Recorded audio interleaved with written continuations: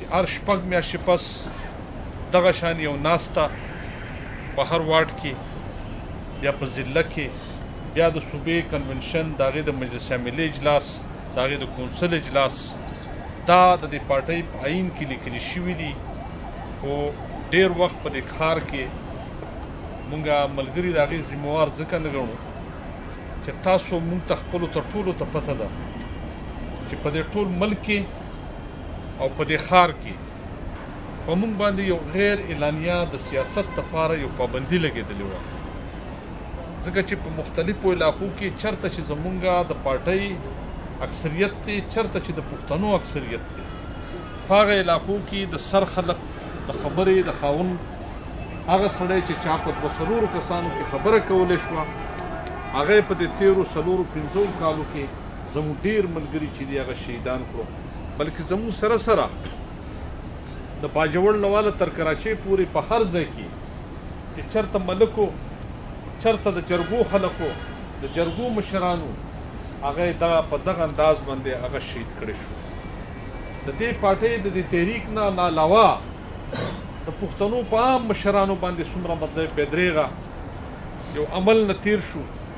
خو د هغې نه زیات چونکې مونږ او تاسو مونږ همیشه دپاره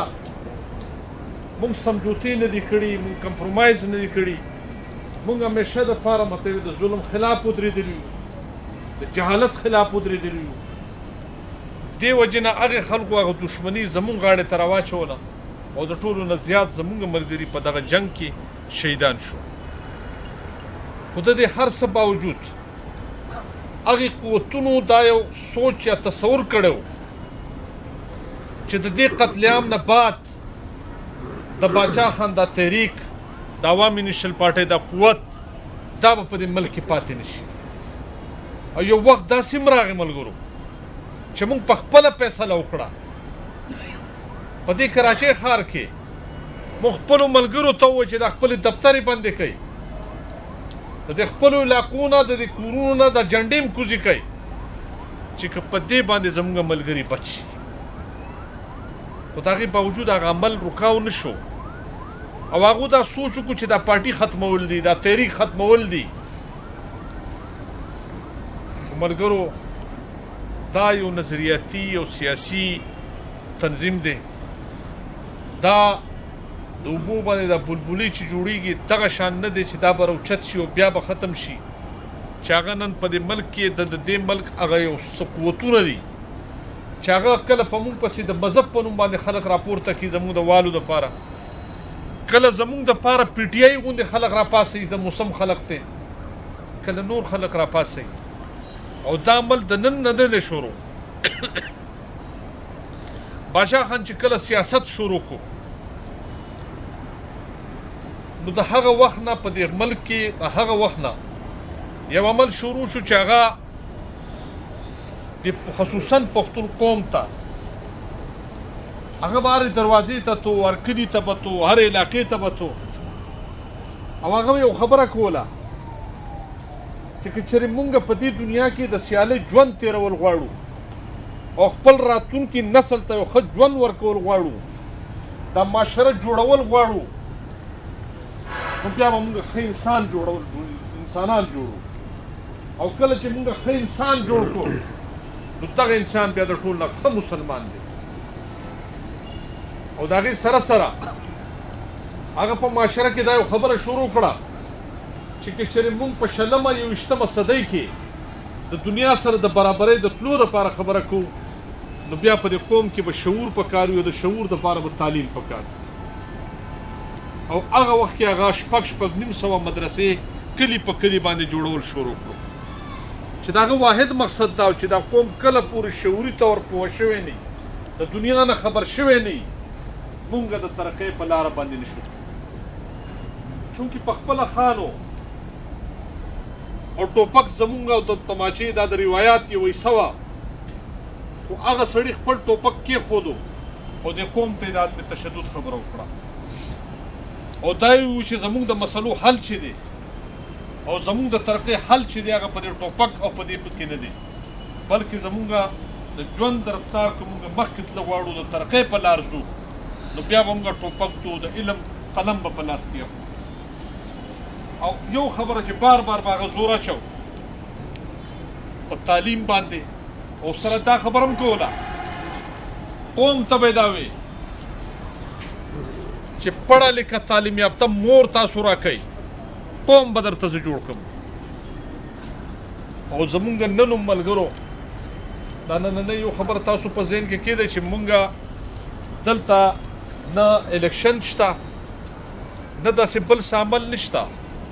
زمونږ د راتلو مقصد دا دی چې مونږ یو بل واورو او دلته مونږ تاسو ته جذباتي تقریرونه دا زما او زما ملګرو مو نه کړو زه هم نه کوم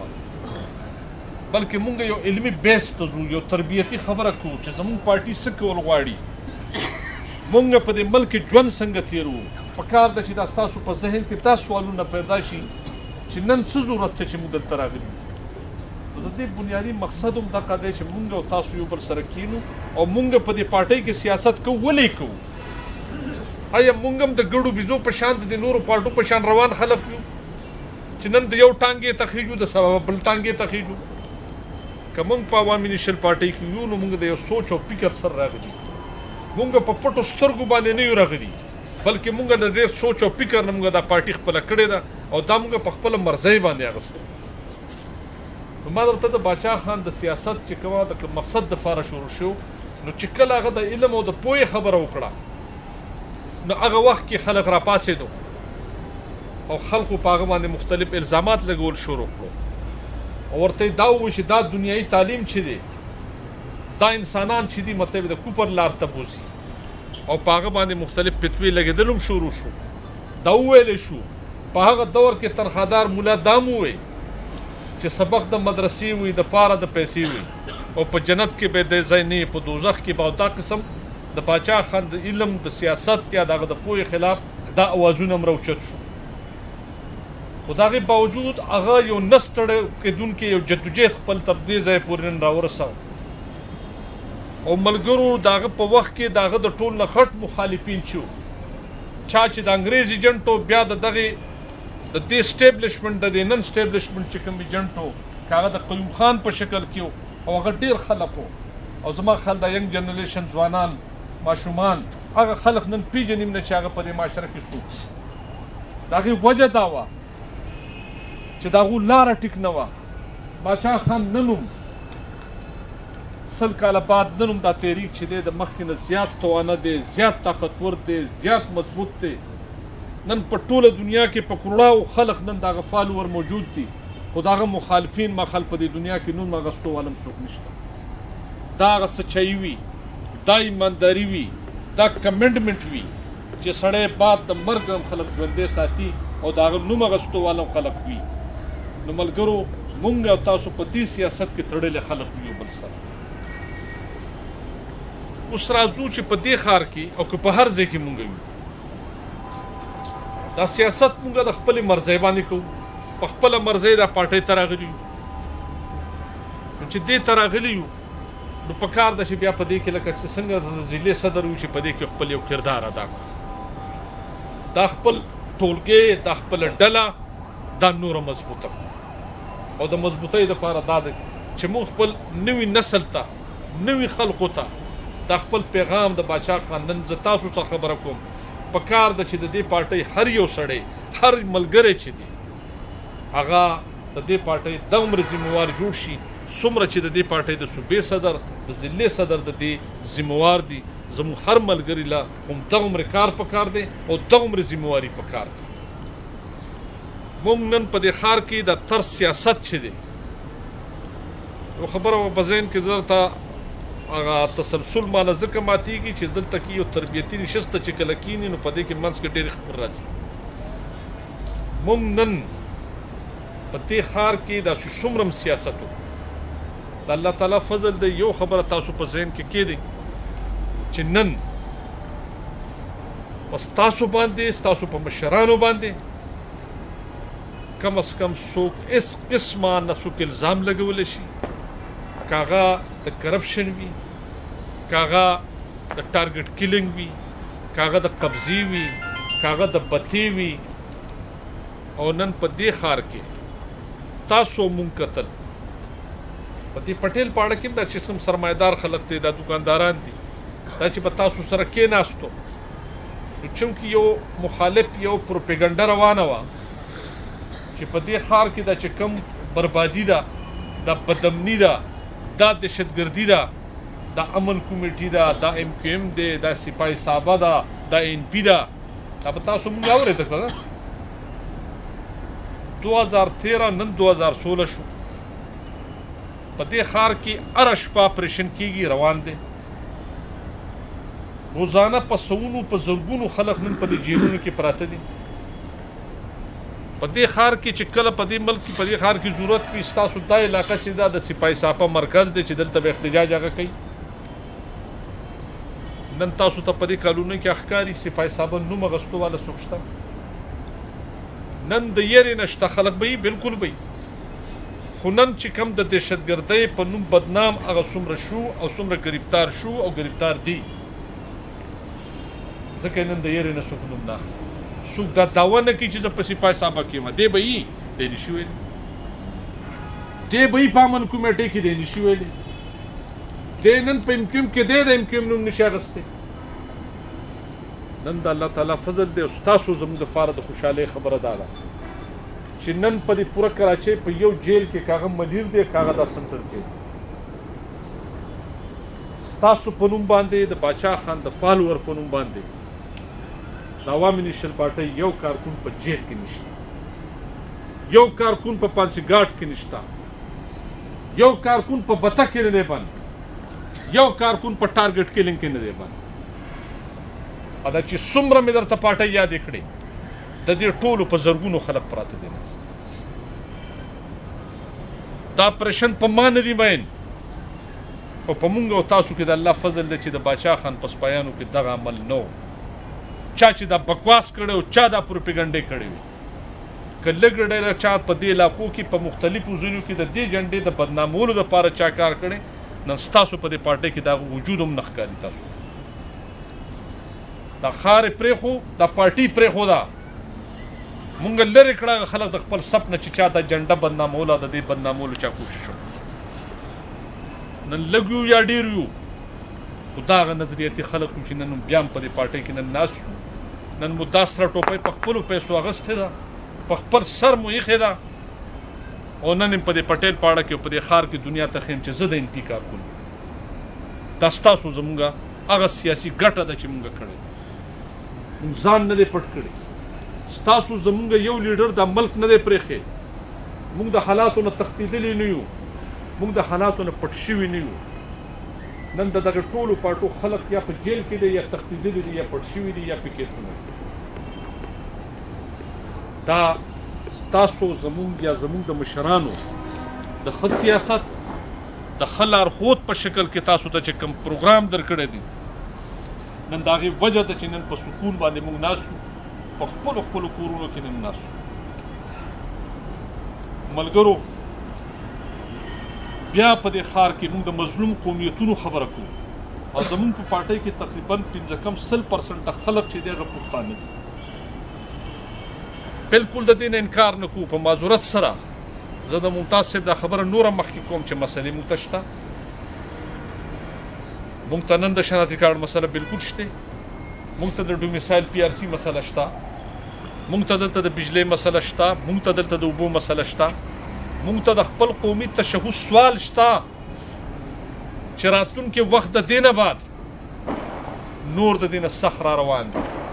نور چې دنیا څومره تنګېږي آبادي څومره زیاتېږي انسانان په انسانانو باندې بوج جوړېږي یعنې د لږ ساعت دپاره یو خبره ته کوم چې موږ په دې کراچۍ کې وایو چې لره بر موږ ټول افغان یو یو دلته موږ وایو په دې ښار کې که نن افغاني ته څوک بد ګوري ټول پښتانه موږ په هغې باندې بد وایو لیکن نن په پېښور کې خلک وایي چې دا هلته ورته افغاني نه وي هلته ورته مهاجر وایي په کویټه کې ورته مهاجر وایي ځکه چې هلته وایي چې دا زما په معیشت باندې بوج دی دی زما په کاروبار باندې بوج دی نو قومي مسله وروستو شوې ده معاشي مسله مخکې شوې ده نو دغه شان چې معاشي مسله څومره زیاتېږي د روزګار مسلې زیاتېږي نو انسانان بیا تنګېږي بیا انسانان په یو بل باندې بوج جوړېږي او بیا انسانان د خپلو مسلو حل دا سوچ کوي چې دا دغه خلک راغلی په دې وجه ماته پریشاني ده دا په دې وجه ماته ده نو دا مسلې به په دې ښار کې موږ ته نورې زیاتېږي په راتلونکي وخت په موږ زموږ راتلونکي نسل ته به دا پریشانۍ نور نه اوس د دې مقابله به څنګه موږ دا لږ غوندې خلک یو دا ډېره لویه پټېل پاړه په دې پټېل پاړه کې په دې ټولو پاټو کې په پاکستان کې څومره پاټۍ سره د MQM پورې دا پښتانه په دې ټولو پاټو کې خو د دغې قومونو چې د دغې قومونو پاټۍ دي هغه ستاسو په دې پاټۍ کې نشته او تاسو ته یو خبره ډېره په دعوه سره دا خبره درته چې دغه پاکستان پیپلز پارټي دا پاکستان مسلم لیگ دا جمعیت علماء اسلام دا جماعت اسلامی دا تحریک انصاف ملګرو لاړ شئ غور پې وکئ لږ ساعت پې کښېنئ د دې پارټو یو اصول ځان ته جوړ کړي دي چې که په سند کې سیاست کوو نو دا څومره پارټۍ درته ما یادې کړې د دې پارټو کې که پکې دا سیندې یي او که نه یي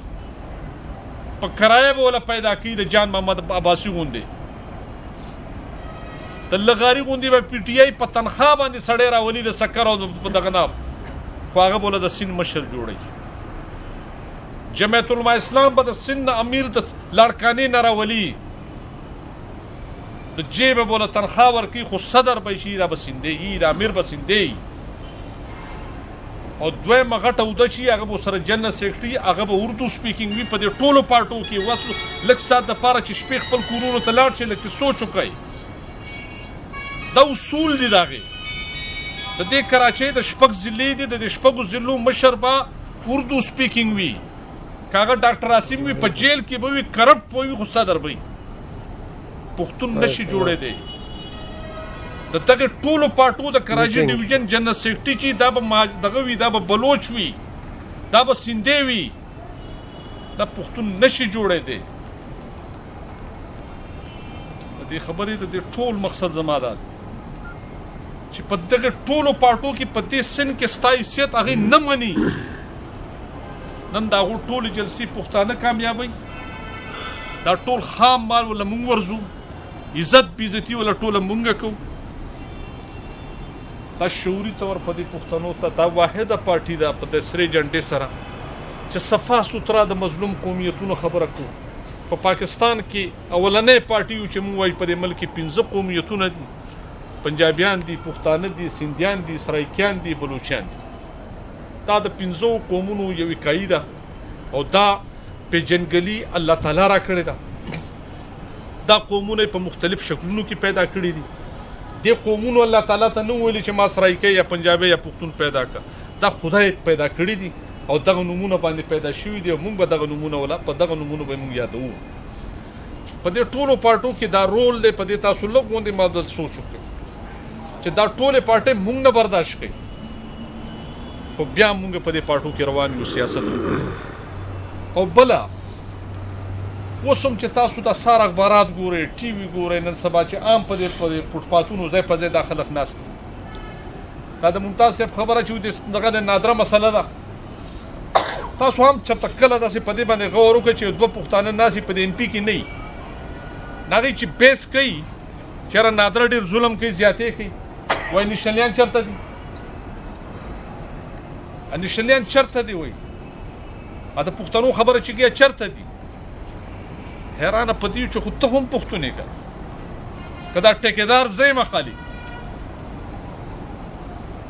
دا چې څومره د پښتنو بنیادي مسلې دا تاسو په غور چېرته وګورئ دا پیپلې به جوماتې به دا به په بل جمعیت علماء اسلام کې دا چې خپلو کې هم ناسي بیس کې وایي نشلیان چېرته دي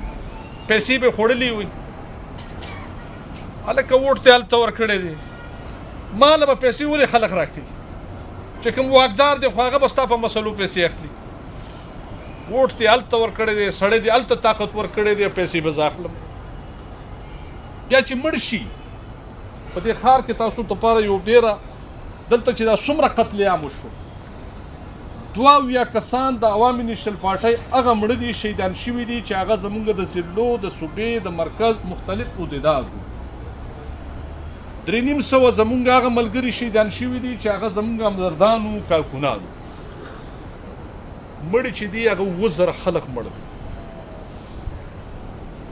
کم و بیش 3.5 پښتانه مړ دي په دې ښار کې ممپلو والا مړ دی ګاډۍ والا مړ دی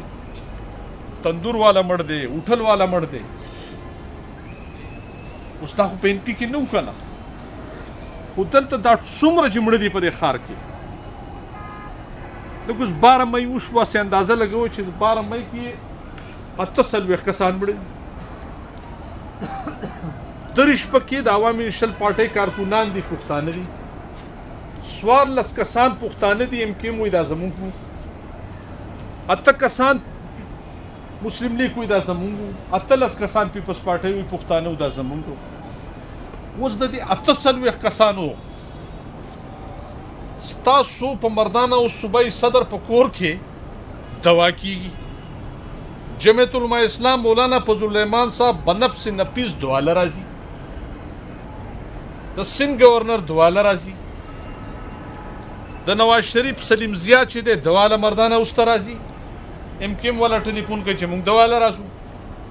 د 48 خلک زموږ پکې 30 کسان دي دا ټول زموږ په کاته کې اچي شي دا ټول د NP کارکونان لکه د سوال دی که چې اوس ته هم ستا مړه دي نو زه به تاله دوا راځم که ته به ماله راسې دا پښتانه دا ټول خلک دا ټولې ادارې دا ټولې ایجنسۍ تنګ کړي بلې سرکاري ادارې مونږ تنګ کړي په سوال منت دا کار نه کېږي چې زموږ صوبایي صدر دا کال وکړي چې نن په پلانکي ځای باندې مونږ یو احتجاجي مظاهره کوو نه به ټوپک راوړو نه به تماچه راوړو نه لوړ راوړو خو د دې خپلې ټوپۍ سره د خپلې جنډې سره په دې روډ باندې خالي کینو د دې ادارې مخې ته زموږ 80 واډونه دي په دې ښار کې چې د یو واډ نه کم از کم 100 کسان هم راشي نو 8000 خلک شو بیا زموږ مجلس اعمله ده زموږ تنګ ټینک دی بسم الله الرحمن الرحیم الصلاة والسلام علیک یا رسول الله الصلاة چې د دې دا روټ سټیک شي د دې دا مغربي سایډ چې دی په دې باندې دا تیر شي چې چاینا خپله کومه نقشه جوړه کړې ده او تاسو مونږ دا یو خبره ډېره واضحه درته کوم چې چاینا په مونږ نه ده مین چې زمونږ دپاره هغه د پاکستان دپاره دا دومره غټه منصوبه راوړې ده او د ګلګت سره جوخت چې کوم د هغو 2 صوبې دي چې هغه یوه صوبه د دې ټول پاکستان نه غټه ده دا په چاینا کې هغه صوبې دي چې دا د ټولو نه زیات زمونږ په شان پسمانده صوبې دي دا غریزه علاقې دي دلته د روډونو مسله ده دلته د بیروزګارۍ مسله ده د هغو د ترقۍ دپاره هغه خلک په روزګار کولو دپاره هغو د پاکستان سره دا معاهده وکړه چې چاینا راداري د ګوادر پورټ ته دا رسي او د چاینا نه چې کوم د روډ کم روانېږي نو هغه خپل صوبې هغه ډیولپ کوي هغه ترقي یافته کوي د نور چاینا دپاره د برابرۍ دپاره راولي اوس هغه منصوبه چې دلته راځي د پاکستان په نوم باندې راغلی ده کومه چې د ګلګت نه د چترال نه یا د دغه نه هزارې په دغه باندې راځي او پاریپور باندې هغه ځي دغه ته بلوچستان او بلوچستان ټچ کوي او هفته رسي ګوادر ته رسي ته هغه لاره دومره اوږده وي چې هغه راولي سیده لاهور او لاهور نه فیصل آباد او فیصل آباد نه میوالي او په کم لارو باندې بوځي مونږ وایي په دې ټول پاکستان کې بوځه مونږ د دې منصوبې خلاف نه یو مونږ وایي د دې سره د دې ملک تقدیر بدلیږي دلته په لکونو خلکو ته روزګار میلاویږي عوامي نېشنل پارټي قطعاً د دې منصوبې کله مونږ نه مخالفت کوو نه دی دا طاقت خدای راکړي چې مونږ دا منصوبه ناکامه کړو د ټولو نه زیات مونږ د دې منصوبې خامیان یو چې دا کامیابۍ ته ورسي خو دا به کامیابۍ ته په هغه رسي چې په دې پاکستان کې دا یو روټۍ ده د بار نه راغلې ده د دې ملک دپاره راغلې ده نو په کار ده چې په دې کور کې د برابرۍ په بنیاد باندې تقسیم شي په دې کې چې څومره د کم قوم د کمې صوبې حصه جوړېږي هغه حصه دې هغې ته ورکړی شي زمونږ جګړه د منصوبې خلاف نه ده مونږ د 2 کالو کله په پریس کلب مظاهره کوو کله په کوټه پوره ښار بندو سوال منت کوو وزیر اعظم ته وایو چې د خدای دپاره ته کښېنه تا چې کوم وعدې کړي یا پوره کا مونږ او تاسو ته بیا په بند لفظونو کې ویل کېږي چې دا د منصوبې خلاف دی او دا خو د دې ملک غدار دي. اوس بل سړی راپاسي چونکې هغه د پنجاب سړی دی، عمران خان نوم دی، هغه ځي په های کورټ کې کیس کوي. 2 کاله پس هغه ته دا پته ولګېده چې دا خبره خو ان پي دومره مخکې وړه چې په 2018 کې به قوم د هغه نه تپوس کوي چې ووټ خو ما تاله درکړی و، خو چې کله زما د قسمت فیصله کېږي نو بیا خو نشلیان کې ته چرته یې. نو په بغض ماویه کې هغه راپاڅېدو او لاړو په های کورټ کې په هغې باندې سټې اخلي. مونږ د نن دور د 21 صاحب پوهه خلک د سټې مقصد دا دی چې دا منصوبه همیشه دپاره ودرېږي، بند شي. اوس هغه ته څوک غدار نه وایي، ما ته غدار وایي چې د سوال او مینت زم د دې دا روح چینج کا، د ټول قومونو له د دې حصه ورکا. نو ما او تاسو ته غدار ویل کی هغه سړی راپاسي هغه بنیاد ختموي چې کله دې منصوبې باندې دستخط کېږي نو هغه اسلام آباد بندوي چې د چاینا صدر دلته رانشي او په دې منصوبې دستخط ونه شي، او چې کله نن هغه عملي کېږي نو هغه په های کورټ ته روان دی. بدقسمتي دا ده چې هغه ته څوک غدار نه وایي. موږ د دې منصوبې د مضبوطولو دپاره لګیا یو. نو ملګرو دا په دې ملک کې چې کوم حالات په دې مرته ځکه دا خبره ضمني غوندې وکړه چې دا سوال پیدا کېږي چې د نشلیان د سی پیک خلاف دي یا دا ولې د دې خلاف احتجاج کوي. مونږ کله هم ملګرو دا په ذهن کې کېدی، بلکې تاریخي خبره ده کوم چې پاکستان کله جوړ شو مونږ بالکل نه غوښته، زموږ مشرانو دا پاکستان نه منو، هېڅ بالکل صفا خبره ده. خو چا مونږ نه تپوس کړی دی چې مونږ ولې نه منو، سوا د باچا خان نه منو، دا ورسره د دیوبند مدرسې نه منو، د دیوبند علماء هند چې دی هغو دا نه منو، دا جماعت اسلامي مولانا مفتی محمود مولانا مودودي صاحب دا نه منو، مولانا عبدالکلام آزاد نه منو. دا د پاکستان خلاف و، هغو ته څوک غدار نه وایي، زما لیډر ته خلک غدار وایي. هغه تش په تورې صرف مخالفت کوو، زما لیډر په دلیل په بنیاد خبره کوله. هغه چې 1200 کاله په هندوستان مسلمان حکمراني کړې ده، آینده کوم متحده هندوستان پاتې شي، انګریز د دې ملک نه لاړ شي، یو پراخه غټ ملک به وي د روزګار د کاروبار دپاره، او وزیر اعظم به بیا مسلمان وي، هندو دې پکې اوسي که نه. او د لږ ساعت دپاره نن سوچ وکئ چې نن 6 کروڑه مسلمان په هندوستان کې نن موجود دی، 30 کروڑه مسلمان نن په بنګال کې دی، 18 کروڑه پاکستان دی. دا 3 واړه چې راجمع کوي دا نن د هندو نه زیات دی که کم دی؟ په جمهوریت کې خو اکثریت حکمراني کوي او په هندوستان کې د مسلمان اکثریتو. نو د پاکستان جوړېدو د پاکستان جوړېده نو د مسلمان تقسیمو. زما لیډر کم از کم د ایماندارۍ خبره کوله، خو چونکې انګریز فیصله کړې وه چې د عمل په تلو تلو کې زه هندوستان ته نه پرېږدم چې د سبا دپاره سوپر طاقت جوړ شي. خو چې کله د هر څه وشو نو د 1948 په قانون ساز اسمبلی کې باچا خان د هغې اسمبلی ممبر و او هغه راغی. نن په دې اسمبلو کې د پاکستان په دغه کې په ریکارډ دغه تقریر پروت دی. هغه قید اعظم ته ووایي چې ما سیاست کاو، ما د قومي خدمت کاو، ما پاکستان نه منو، خو چې کله جوړ شو نو دا زما او ستا اوس مشترکه وطن دی. زه به د دې د ترقۍ او د خوشحالۍ کې هغه کردار ادا کوم کوم چې ما ماته د خودکاري خدمتګاري کوله، او ورته یې ووایي چې ته راشه زما د دفتر واپس